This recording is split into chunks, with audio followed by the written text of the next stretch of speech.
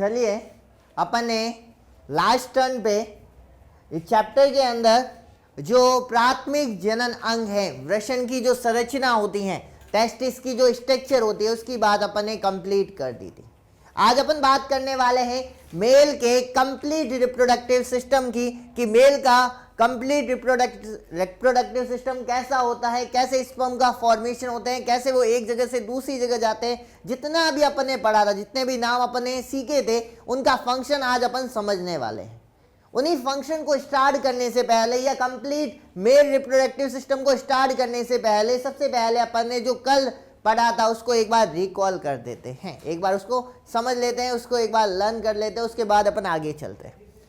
Last turn पे अपन ने देखा था कि मेल का जो रिप्रोडक्टिव सिस्टम होता है वो कौन से भाग में होता है, उदर गुहा में होता है कि श्रोणी भाग में होता है?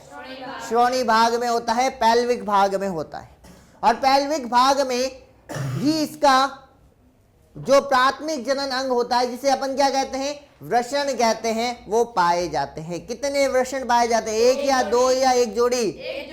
एक जोड़ी वृषण पाए जाते हैं। एक जोड़ी जो वृषण होते हैं, जब वो बच्चा माँ के गर्भ के अंदर होता है, जो छोटा सा बच्चा होता है, जो लड़का होता है, जो माँ के गर्भ के अंदर होता है, तो उसकी बॉडी के अंदर अपन बात करें तो कौन से भाग में वृषण पाए जाते हैं? उदर गुहा में। और उधर जैसे ही उसका जन्म होता है, जन्म के पश्चात वो वृषण कहाँ चले जाते हैं? वृषण कोश में चले जाते हैं। वृषण कोश में तो चले जाते हैं, लेकिन जाने के लिए उसे क्या चाहिए होगा? रास्ता चाहिए होगा। रास्ता देने का काम कौन करेगा? इग्वाइनल कैनाल। ठीक है, इग्वाइनल कैनाल से ये पहुंच गए वृषण कोश में। वृषण कोश में क्या करने गए थे? मजे करने गए थे कि घूमने फिरने गए थे? काम करने गए थे। और क्या काम करने गए थे? स्पर्म का फॉर्मेशन करने। और ऐसा क्या था वृषण कोश के पास जो उदर गुहा के पास नहीं था? वृषण कोश का टेम्परेचर। और इसका टेम्परेचर कितना होता है? बॉडी के टेम्परेचर के बराबर की, ज्यादा की कम? कम। तो कितना कम? 2 से 3 डिग्री सेल्सियस। इसके पास ऐसी कौन सी संरचना होती है जो इसको बॉडी के टेम्परेचर से कम बनाकर रखती थी? डाल्टोज मसल। समझ गए बात यहाँ पर? अब देखते थे अपन वृषण के अंदर छोटी छोटी कक्ष के समान संरचनाएं होती थी। उस कक्ष के समान संरचनाओं को अपन क्या कहते हैं? टेस्टिकुलर रोब्यूल्स। टेस्टिकुलर रोब्यूल्स की संख्या एक वृषण के अंदर या एक टेस्टिस के अंदर कितनी होती है? 250 से 300 तक होती है। और प्रत्येक टेस्टिकुलर रोब्यूल्स में क्या पाया जाता है? सेमिनिफेरस ट्यूब्यूल्स पाई जाती है। उसकी संख्या कितनी होती है? 1 से 3 होती है। और टोटल वृषण के अंदर इसकी संख्या कितनी होती है? 750 से 1000 तक होती है। फिर अपन ने अगला डायग्राम देखा था। अगला डायग्राम किसका था? टेस्टिकुलर रोब्यूल्स का। टेस्टिकुलर रोब्यूल्स के अंदर अपन ने सेमिनिफेरस ट्यूब्यूल्स बनाई थी। और सेमिनिफेरस ट्यूब्यूल्स में कितनी सेल थी? एक या दो? दो। पहली कौन सी थी? स्पर्मेटोगोनिया। दूसरी कौन सी थी? सट्टोरी कोशिका, जिसका दूसरा नाम क्या है? नर्स कोशिका। स्पर्मेटोगोनिया काम करेगी कि मजे करेगी? क्या काम करेगी? स्पर्म का फॉर्मेशन करेगी। और सट्टोरी कोशिका क्या करेगी? देखेगी। स्पर्मेटोगोनिया और शुक्राणु को पोषण देने का कार्य करेगी। समझ गए बात यहाँ तक? ये दोनों कोशिकाएं कहाँ पाई जाएगी? सेमिनिफेरस ट्यूब्यूल्स के अंदर की बाहर? अंदर। बाहर की तरफ कुछ होगा कि ऐसे ही? क्या होगा? सेल। एक या दो? क्या नाम होगा? लेडिंग कोशिका, या उसका दूसरा नाम क्या होता है? अंतराली कोशिका। काम करेगी कि मजे करेगी? क्या काम करेगी? हार्मोन का फॉर्मेशन करेगी। तुम्हारे जैसी कामचोर नहीं होगी, थोड़ा बहुत काम करे। और क्या काम करेगी? हार्मोन्स। कौन सा हार्मोन बनाएगी? नर हार्मोन्स का नाम क्या होगा? टेस्टोस्टेरोन का दूसरा नाम क्या होता है? एंड्रोजन्स। ये बात अपन ने लास्ट टर्न पे क्या कर दी थी? कंप्लीट कर दी थी। आज अपन बात करने वाले हैं मेल रिप्रोडक्टिव सिस्टम की। और ये जो मेल रिप्रोडक्टिव सिस्टम है, ये कैसे वर्क करता है, ये भाई एक बार समझ लेना, क्योंकि ये पूरी कहानी है। और तुम्हें नाम अच्छे से याद है तो ये कहानी कुछ भी नहीं है, इजीली बन जाएगी तुम्हारे लिए। आसानी से इसे तुम कंप्लीट कर सकते हो। समझना, सबसे पहले जो मैंने ये नलिका का सिस्टम बनाया, ये एक साइड नहीं होता, दोनों साइड होता है। ये नलिका पार्ट्स कॉमन होता है। मैं चाहता तो इधर जैसा ये इधर बनाया वैसा का वैसा इधर एक और बना सकता था। समझ गए बात मेरी? क्योंकि मानव के अंदर कितने वृषण होते हैं? एक होते हैं कि दो होते हैं? दो होते हैं, एक जोड़ी होते हैं, एक ये रहा, दूसरा इधर होगा। समझोगे नहीं? जैसे इसमें ये नलिका निकल रही है, ऐसे घूमते घूमते घूमते ऐसे जाएगी, तो ये भी ऐसे जा सकती है। समझ गए बात मेरी? तो यहाँ पे मैंने समझाने के लिए, ज्यादा टाइम खराब नहीं करने के लिए, दूसरा वाला न बना करके एक में ही अपन सारा का सारा एक्सप्लेन कर देंगे। समझ गए बात मेरी? क्या किसी को दिक्कत है क्या? अब सुनना, यहाँ पर सबसे पहले इसको देखना, ये जो संरचना बना रखी है, जो अंडाकार संरचना, इसका नाम क्या है? टेस्टिस। क्या नाम है? टेस्टिस। ये टेस्टिस है, वृषण है। और इस वृषण के अंदर थोड़े से कक्षों जैसी संरचना है, जो मैंने कितनी बनाई है? 3 बनाई है। 3 होगी कि 250 से 300 होगी? 250 से 300 होगी। और इन कक्ष समान संरचना का नाम क्या होगा? टेस्टिकुलर रोब्यूल। समझ गए बात यहाँ तक? इस टेस्टिकुलर रोब्यूल्स में कुछ नलिका की समान संरचना है, जो तुम्हें 3 दिख रही होगी। दिख रही है? इसमें 3 है, इसमें भी 3 है, इसमें भी 3 है। इन नलिका के समान संरचनाओं का नाम क्या होगा? Seminiferous tubules. समझ गए बात मेरी? ये सेमिनिफेरस ट्यूब्यूल्स वही भाग होता है जिसके अंदर किसका फॉर्मेशन होता है? स्पर्म का या शुक्राणुओं का फॉर्मेशन होता है। ये शुक्राणु बन रहे हैं, और कितने कक्षों में बनेंगे? 3 कक्षों में बनेंगे कि 250 से 300 कक्षों में बनेंगे? 250 से 300 कक्षों में बनेंगे। और प्रत्येक कक्ष क्या कहलाता है? टेस्टिकुलर रोब्यूल्स। इस 250 कक्षों से प्रत्येक कक्ष से एक एक नलिका निकलेगी। दिख रही है नलिका? अब प्रत्येक कक्ष से एक एक नलिका निकल रही है, तो ये नलिकाओं की संख्या कितनी होगी एक टेस्टिस के अंदर? 250 से 300। और इन नलिकाओं को क्या बोलेंगे? ट्यूबरी रेक्टी। क्या बोलेंगे? ट्यूबरी रेक्टी। और ये ट्यूबरी रेक्टी क्या करेगी? यहां से सारी की सारे स्पर्म जो यहां पर बनेंगे इस सेमिनिफेरस ट्यूब्यूल्स में, उसको आगे ले जाने का काम कौन करेगी? ट्यूबरी रेक्टी के द्वारा किया जाएगा। समझ गए बात यहां तक? अब ट्यूबरी रेक्टी ने सारे के सारे स्पर्म थे यहां से सेमिनिफेरस ट्यूब्यूल से आगे ले गई, और आगे लेके जाएगी तो एक नलिका आएगी, 250 से 300 नलिका है, तो सारी नलिका एक जगह आके खुलेगी कि नहीं खुलेगी? और यहाँ पे नलिकाओं का क्या बन जाएगा? जाल बन जाएगा, गुच्छा बन जाएगा। उसी जाल को अपन क्या बोलेंगे? रेटेटेस्टिस कहेंगे। समझ में आई बात मेरी? सबसे पहले शुक्राणु कहाँ बनेंगे?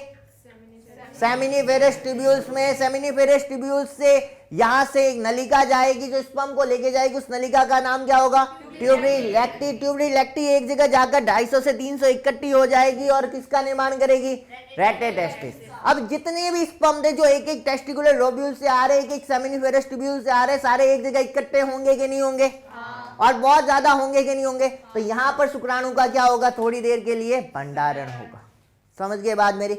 अब थोड़ी देर भंडारण कर दिया।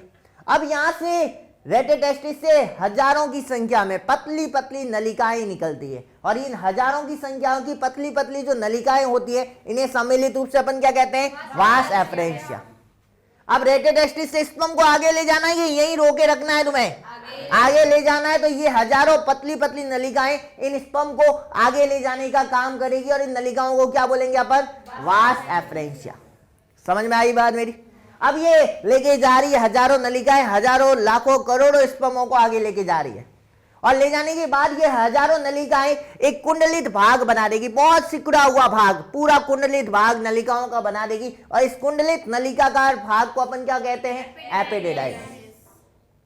एपिडिडाइमिस वही भाग होता है जहां स्पर्म आने के बाद कुछ समय के लिए क्या करेंगे? रेस्ट करेंगे, अपना संग्रहण करेंगे। अब तुम्हें देखना, कभी कभी तुम क्या होते हो? बहुत ज्यादा काम कर देते हो। वैसे तुम काम चोर तो हो, मेरे को पता है, लेकिन मान लिया मैंने कभी जिंदगी में पहली बार तुम्हें कभी कुछ ज्यादा काम करना पड़ गया, और ज्यादा काम करोगे तो कंटिन्यू काम करोगे, थकोगे कि नहीं थकोगे? थोड़ा सा रेस्ट करोगे तो एकदम से एनर्जी आएगी कि नहीं आएगी? यहां पर भी ऐसा ही होगा। ये बेचारा स्पर्म यहाँ सेमिनिफेरस ट्यूब्यूल से निकला था, ट्यूबरी रेक्टी से रेटेटेस्टिस, वास एफरेंशिया, इतनी सारी जगह पर अपना गमन किया, तो थकेगा कि नहीं थकेगा? तो ये शुक्राणु जो है एपिडिडाइमिस में आगे कुछ समय के लिए क्या कर देगा? रेस्ट कर देगा। तो उसे क्या मिलेगी? समझोगे नहीं? तुम्हारे पास, मेरे को पता है, मेरी जैसी एनर्जी नहीं हो सकती है, आई नो, बट मान लेते हैं कि जब तुम आराम करोगे तो कुछ समय के लिए 10-15 मिनट के लिए तुम्हारे पास क्या आ जाएगी? एनर्जी। किसके जैसी? बी के जैसी। समझोगे नहीं? वैसे आएगी नहीं, लेकिन फिर भी मान लिया मैंने। तो यहां पर भी शुक्राणुओं का जो एक्टिवेशन होता है, शुक्राणु को जो एनर्जी मिलने का काम होता है, वो कहां पर होता है? एपिडिडाइमिस में। समझ गए बात मेरी? क्या किसी को दिक्कत है क्या? समझ गए बात यहां पर? तो शुक्राणु को एनर्जी लेनी है तो कहाँ जाना पड़ेगा? एपिडिडाइमिस के पास। ठीक है, अब एपिडिडाइमिस के पास पहुंच गया। बी, तुम समझे नहीं बात? मैं साइन करता हूं, तुम्हें पता है मेरे हर वर्ड में एनर्जी होती है। ठीक है, तो बी में देखो ई भी आता है, भूल गए तुम, इसीलिए मैंने कहा हर बार बी लेते, तुम भी पक जाते हो, मैं भी पक जाता हूं, इसीलिए मैंने अपनी थोड़ी बहुत एनर्जी किसको दे दी आज? ई को दे दी। समझ गए बात मेरी? कभी कभी गरीब लोगों का नाम भी आ जाता है, समझ जाओगे तुम? मेरा भी आता है हैस, इधर आ जाओ हैस। ठीक है, अब बताओ इस शुक्राणु सबसे पहले कहाँ बनेंगे? सेमिनिफेरस ट्यूब्यूल्स में। सेमिनिफेरस ट्यूब्यूल से आगे जाना है कि वहीं सोते पड़े रहना है? आगे कौन लेके जाएगा? ट्यूबरी लैक्टी लेके जाएगी। कितनी? एक लेके जाएगी कि 250 से 300 लेके जाएगी? 250 से 300। और 250 से 300 कहाँ लेके जाएगी? रेटिटेस्टिस में। और रेटिटेस्टिस से स्पर्म कहाँ जाएंगे? वास एफरेंशिया में। वास एफरेंशिया एक नलिका होगी कि हजारों की संख्या में होगी? हजारों की संख्या में होगी। उसके बाद क्या बनेगा? एक कुंडलित भाग बनेगा। जो अति कुंडलित भाग होगा उसे क्या बोलेंगे? एपिडिडाइमिस। और एपिडिडाइमिस में स्पर्म क्या करेंगे? रेस्ट करेंगे और क्या पाएंगे?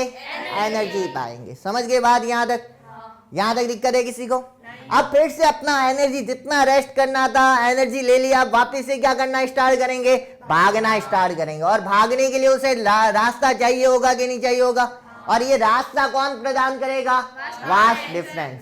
कौन करेगा रे? Vast difference. अब वास्ट डिफरेंस में जा रहे हैं और वास्ट डिफरेंस का रास्ता छोटा सा है कि बहुत बड़ा है? बहुत बड़ा है। जैसे ये वास्ट डिफरेंस में स्पर्म इंटर होते हैं, ये तेजी से गमन करते करते करते करते लास्ट भाग तक पहुंचते हैं। और वास्ट डिफरेंस का अंतिम हिस्सा कैसा होता है? फूला हुआ होता है। और इस फूले हुए हिस्से को अपन क्या कहते हैं? एम्पुला कहते हैं। क्या कहते हैं भाई? एम्पुला। ये केवल यहां पर नहीं, बायोलॉजी में जहां पर भी फूला हुआ हिस्सा वर्ड होता है उसके लिए एम्पुला टर्म अपन यूज कर सकते हैं। तो ये यहां पर भी वास्ट डिफरेंस का प्रारंभिक हिस्सा है, ये लास्ट हिस्सा है। लास्ट हिस्सा कैसा हो गया? फूल करके मोटा हो गया। और मोटे भाग को क्या बोल दिया अपन ने? एम्पुला। अब एम्पुला से ये स्पर्म जो यहां से गति कर रहे थे वो स्पर्म कहां पहुंच गए? इस नलिका में पहुंचे कि नहीं पहुंचे? और इस नलिका को क्या बोला जाता है? एजुकेटरी डक्ट, जिसे हिंदी में क्या बोलते हैं? रसकलनीय नलिका। और इस रसकलनीय नलिका से ये स्पर्म जो आए वो कहां चले जाएंगे?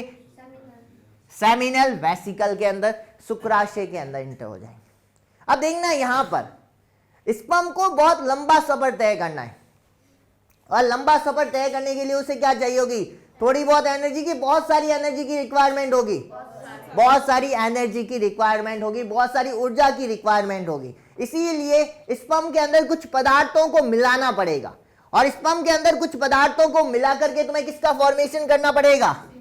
सीमन का फॉर्मेशन करना पड़ेगा। अब तुम्हें पता है कि सीमन कितने पदार्थों से मिलकर के बना होता है? 2 पदार्थों से। एक तो क्या होता है? स्पर्म खुद होता है। और बाकी कौन होता है? सहायक ग्रंथियों से स्रावित होने वाला पदार्थ।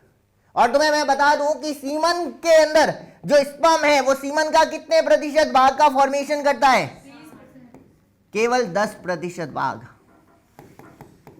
अगर सीमन 100% है तो सीमन में केवल 10% कौन होंगे? स्पर्म होंगे। और 90% कौन होंगे? सहायक ग्रंथियों से स्रावित होने वाला फ्लूइड या द्रव्य।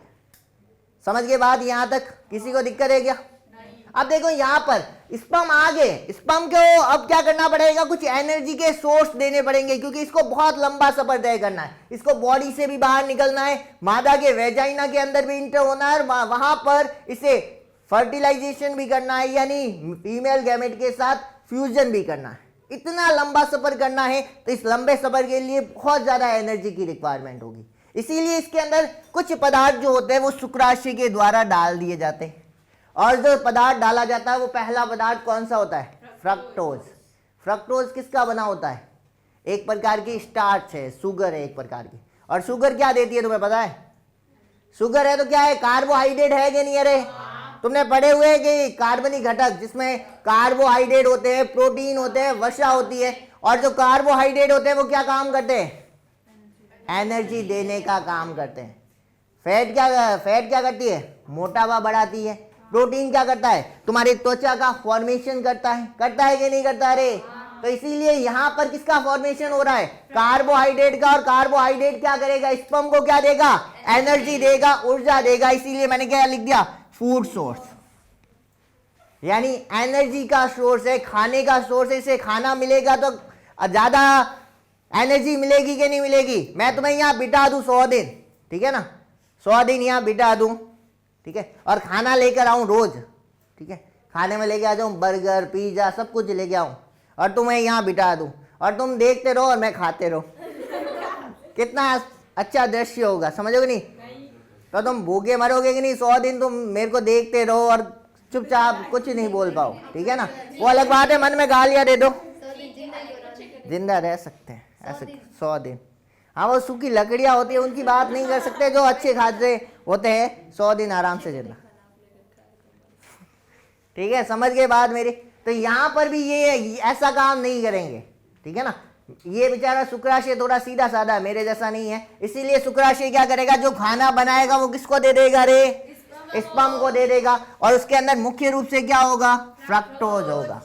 और जो सीमन का 10% स्पर्म ने बना दिया, 60% कौन बनाएगा, शुक्राशय बनाएगा, समझ गए? तो कितने प्रतिशत सीमन बन चुका है अब तुम्हारा, 70। 10% स्पर्म आ गए हैं और 60% कौन, किसने मिला दिया, शुक्राशय ने। तो सीमन कितना बन गया अपना, 70%। अब भी कुछ चीजें और मिलानी पड़ेगी, और क्या मिलाया जाता है, कैल्शियम और कुछ एंजाइम।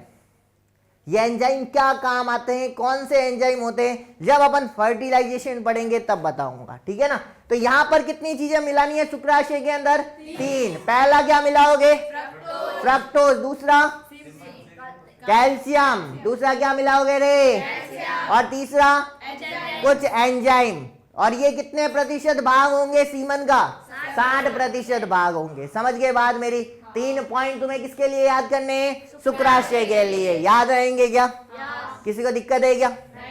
अब तुम्हारा स्पर्म का आ गया, तुम्हारा सीमन का 60% भाग हो गया, सीमन 70% भाग बन चुका है। अब सीमन क्या करेगा, वापस गति करेगा, और गति करते हुए किसको पार करेगा, एजुकेटरी डक्ट को कंप्लीट करेगा।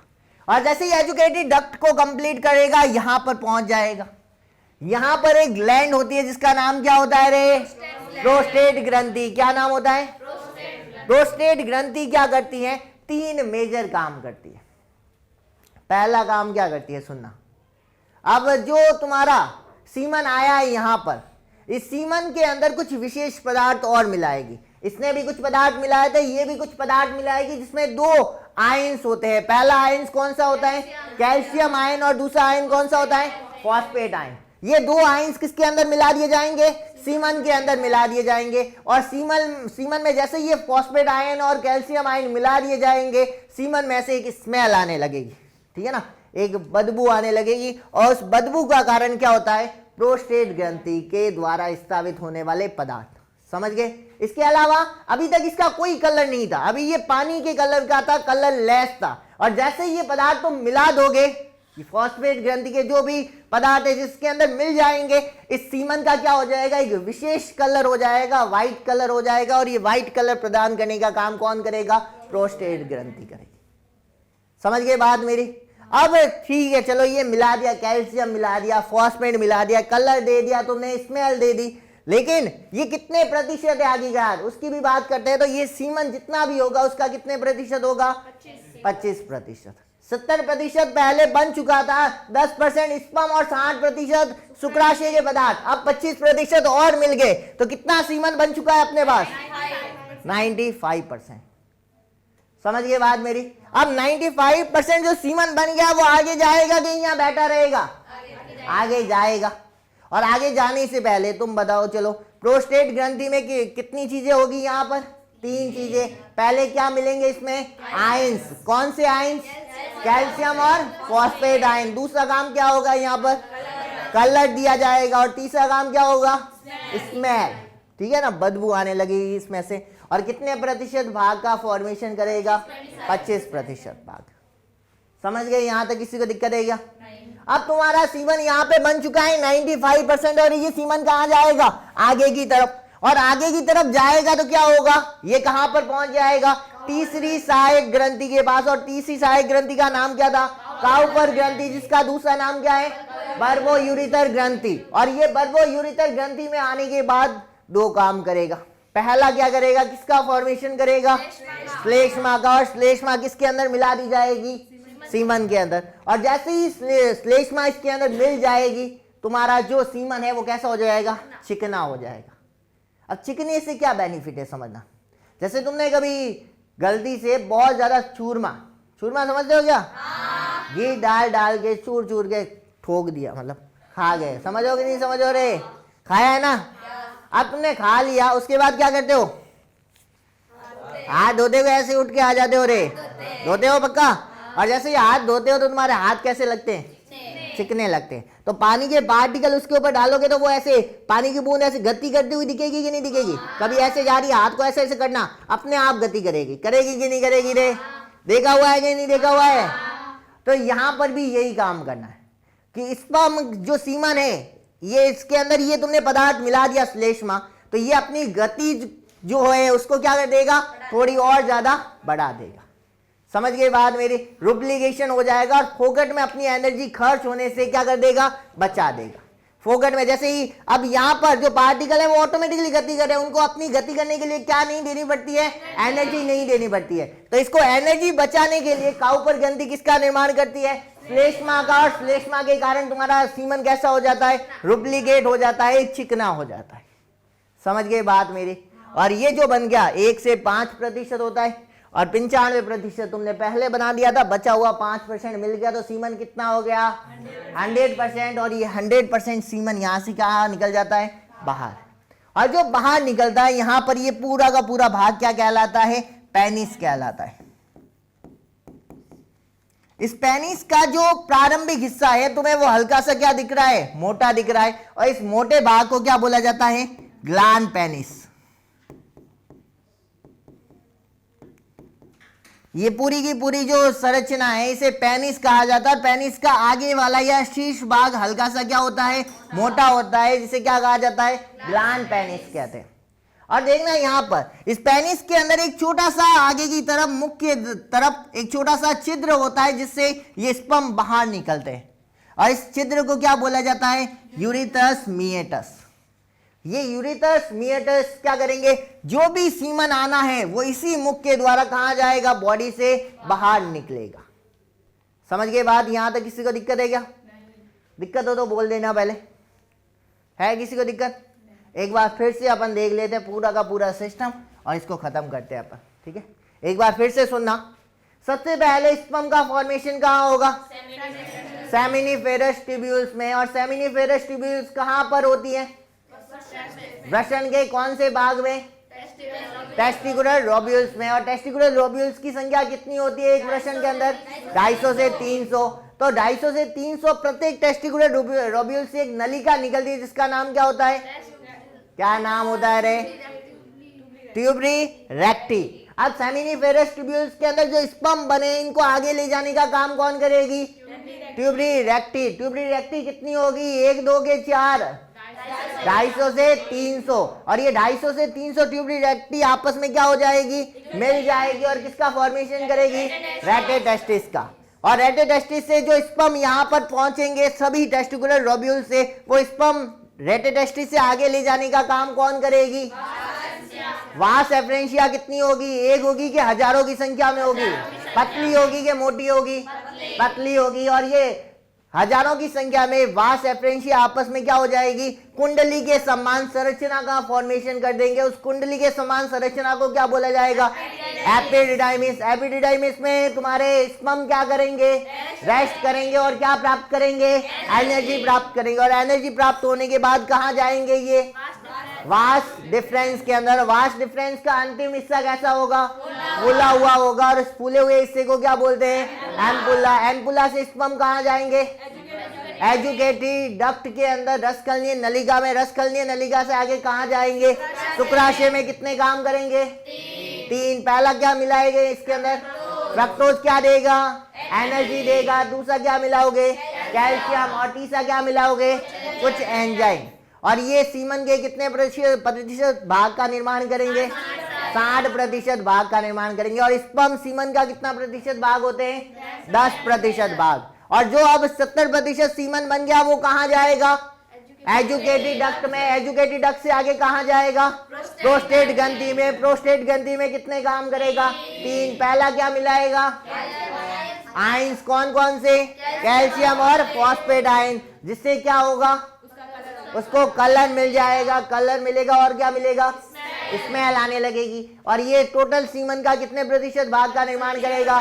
25% भाग का। इसके बाद सीमन कहाँ जाएगा? काउपर ग्रंथि में। और काउपर ग्रंथि में क्या काम करेगा? श्लेष्मा मिला दिया जाएगा, जिससे सीमन क्या हो जाएगा? चिकना। इसके बाद किससे बाहर निकल जाएगा सीमन? पेनिस से होते हुए यूरेथ्रस मेटस से बॉडी से कहाँ चला जाएगा? बाहर की तरफ। समझ गए यहां तक? अब आगे देखना। अब जो तुम्हारा ये वाला पथ होता है और इसी के ऊपर क्या है? मूत्राशय। यानी जो मूत्र बनेगा वो भी यहीं पर इकट्ठा रहेगा, और जो मूत्र बॉडी से बाहर निकलना वो भी किस भाग से निकलेगा? यूरेथ्रस मेटस से। यानी नर के अंदर उत्सर्जन का अंग, जो उत्सर्जी पदार्थ है तुम्हारा मूत्र, उसको भी बाहर निकालने वाला ऑर्गन्स भी एक होता है, और जो स्पर्म यानी जो जनन ट्रैक होता है वो भी एक ही होता है। यानी मानव के अंदर, मानव में भी किसके अंदर? नर के अंदर, क्योंकि फीमेल के अंदर दोनों ऑर्गन्स अलग अलग होते हैं। रिप्रोडक्टिव ऑर्गन्स अलग होता है और क्या कहते हैं, मूत्र उत्सर्जन का ऑर्गन्स भी अलग होता है। लेकिन मेल के अंदर मूत्र उत्सर्जन करने वाला तथा स्पर्म को निकालने वाला ऑर्गन दोनों क्या होते हैं? एक ही होते हैं, सिमिलर होते हैं, समान होते हैं। समझ गए बात मेरी? क्या किसी को दिक्कत है क्या? जो तुम्हें डायग्राम के अंदर भी दिख रहा है, समझ गए बात? यहां तक किसी को दिक्कत हो तो बोल देना पहले। आगे बात समझे यहां तक? तो इसके बाद अपन नेक्स्ट टर्न पे जो अपन कल पढ़ेंगे, जिसके अंदर अपन यही पढ़ेंगे कि कैसे नर के जो पेनिस की संरचना होती है वो कैसी होती है, और इसके अलावा सीमन क्या होता है, सीमन के अंदर कौन कौन से पदार्थ होते हैं, एक सीमन के अंदर स्पर्म की संख्या कितनी होनी चाहिए, और मानव के अंदर इस पूरी मैकेनिज्म, मेल के अंदर इस पूरी मैकेनिज्म को कंट्रोल करने के लिए कैसे क्रिया होती है और कैसे इसको कंट्रोल या रेगुलेट किया जाता है, ये क्रिया अपन नेक्स्ट टर्न पे पढ़ेंगे। तो आज के लिए इतना ही।